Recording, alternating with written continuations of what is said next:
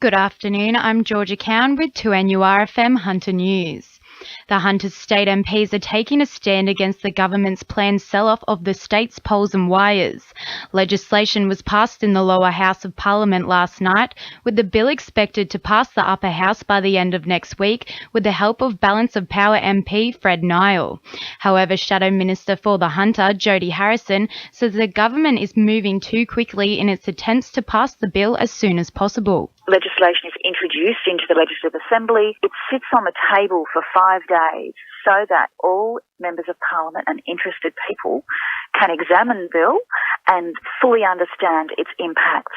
The Baird government didn't do that. The Treasurer introduced the legislation on Wednesday and rammed it through the Legislative Assembly so that it was completed last night.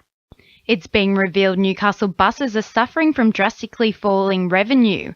New figures show 75,000 fewer trips were taken during the December quarter last year compared to the same period in 2013. Greens New South Wales MP and Transport spokesperson Dr. Maureen Faruqi says the drop in revenue has occurred for the last few years. We have found out that Newcastle buses made over $1 million less in the last financial year than it did in 2007 and 8. Meanwhile, Wallsend MP Sonia Hornery believes the government needs to make buses a more attractive option if people are to use them. She believes the fundamental barrier to public transport is cost, while accessibility and convenience are also important. I think that if we introduced a $2.50 flat fare for full fare customers, it might provide a greater incentive and certainly a financial incentive for people to catch public transport. Hunter Local Land Services is calling on the region's landcare groups to nominate for this year's New South Wales Landcare Awards by the end of this month. The biennial awards are open to all groups, individuals and organisations caring for the land or the natural resource management sector. General Manager Brett Miners says Landcare wants to celebrate the hours put in by local volunteers. Landcare Awards recognise the many hours of tireless work by a really broad range of volunteers in the Hunter and right across New South Wales and Australia. For example, in the Hunter alone, there's over 350 volunteer landcare groups that work towards looking after our local land. Dungog is kicking off its annual music festival today amid devastating storm recovery after last month's floods.